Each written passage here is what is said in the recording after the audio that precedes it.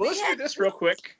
I intentionally avoided asking you about Genesis Begins Again because I wanted to take the journey of Alicia D. Williams to how you got to become the author. But now that we're talking about the book properly, give, if you wouldn't mind, just a quick overview of the book for esteemed audience who hasn't just read it and isn't up to the know. Oh, well, Genesis is a 13-year-old girl who hates herself. She has found that one thing about her that makes her unlovable. And that's her dark skin and her natural hair. And she goes about changing it because she feels like if dad will see her as beautiful like mom, light skin, long hair mom, then he will love her and he'll do right. And it's essentially a story that we all have. We all have that one thing that makes us feel like we're not good enough, that makes us unlovable. And we kind of get it unintentionally sometimes from our families that, gosh, I wish you were taller like your brother, or I wish you were like this, or, don't eat too much because you're going to be chubby like your auntie. We get these that, gosh, we're so unlovable because we got this quality. And so that's the same thing with Genesis.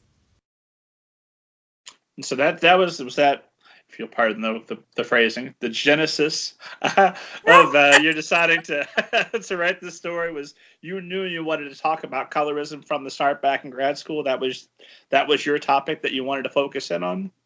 Now, actually, it was about a girl who was being bullied because of her being heavy. Oh, okay. She just happened to be dark skinned with natural hair, and through the revisions of it, it was like, well, she can't deal with everything. She can't deal with the bullies. I had to cut the 2 bullies out. She can't deal with being heavy plus dark skin and natural hair. And I was like, that's a lie.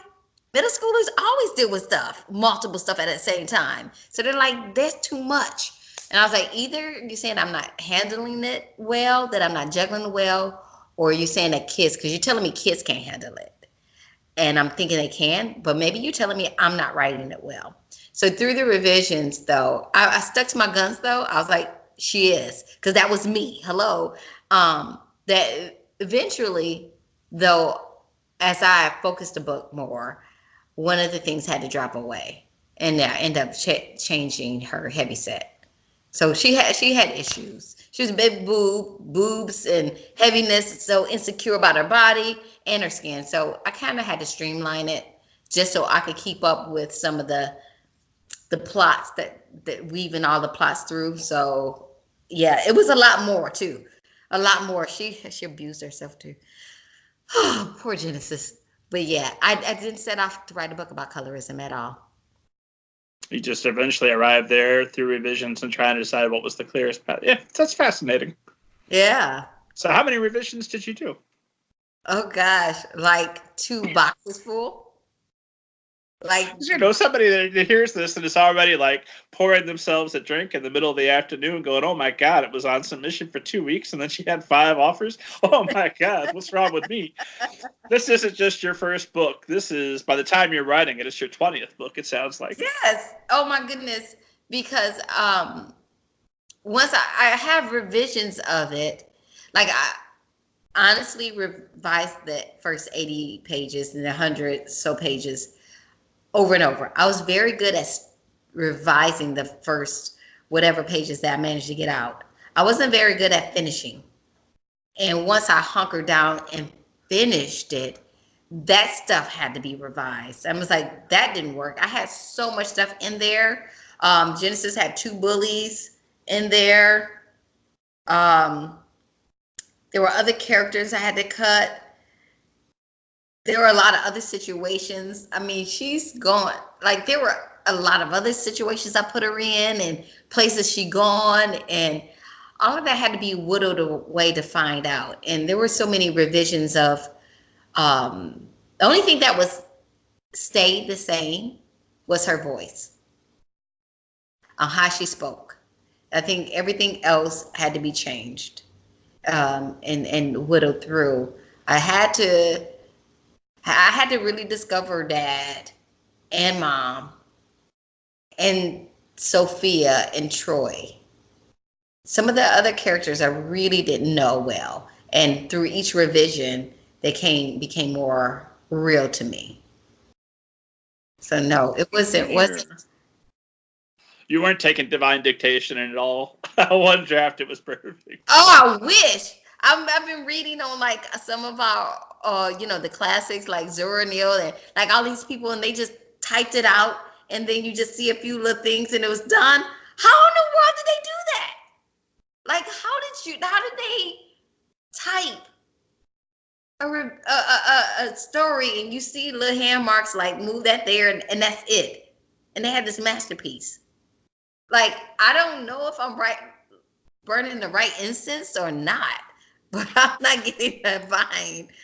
No, I'm not. I'm not getting. There's a lot of doubt and a lot of growing to trust your own voice too.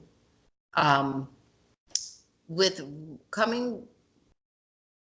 graduating, you kind of want to keep that momentum going, so you get writer groups, and everybody's on the same level, so they'll tell you things that they would like to see or how they would do it, and you end up taking it, and it's not yours. So I think sometimes we don't know how to separate what's best for the story versus what somebody else is wanting you to do or what they would do. And I think that was my issue as well. I took a lot of things that end up being cut out by my editor anyway. Well, was that useful to you, at least to try it once and identify what is your voice versus what is you trying to make somebody else happy? Or was it just a total kind of a waste of time, and you wish you hadn't done it, and the book would have taken less time to write if you had? No, I think with each, I say it was useful. Although, I would love to say it was a waste of time, but no, I think it was useful because each time you try something, even if it doesn't work, you're thinking more about the story.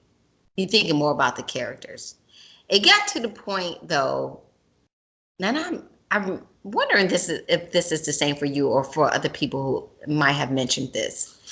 I would visualize Genesis in the scenes as it's a movie or something, or a drama unfolding, and I would hear what she would say, and I'll go back to my manuscript like, yeah, that's not how she would have said it. I heard it better because I actually visualized how she would say it and how she what attitude she'd have it, and it would change more so, or it bugged me how I wrote it.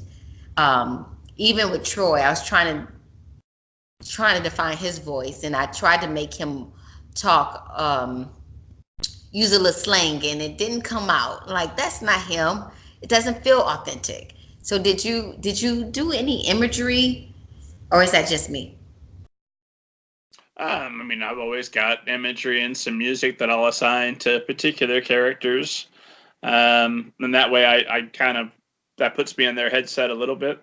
As far as like critique partners making suggestions that ultimately aren't for me, I like that sometimes because in defending them, I can come back with why I feel so strongly that that's not the answer, and I can find a better version of what I thought was my answer. Uh-huh. So sometimes just asking the question of why didn't I do the thing you want me to do? It's like, well, I didn't do it because I believe this, and now I know how to fix it and make me right. Because I'm not right now. That's why we're having this discussion. But you having said that and suggested this solution for me helps me zero in and fix my book in my way. I don't have a writing critique group or a partner now, so I wonder if it'd be beneficial. So I'm still thinking about that. Did you get them when you were in your master's program? Kind of left over from that? Yes, it was kind of left over. And now it seems like everyone has their groups already established. And I'm like, almost like want to jump in somebody's group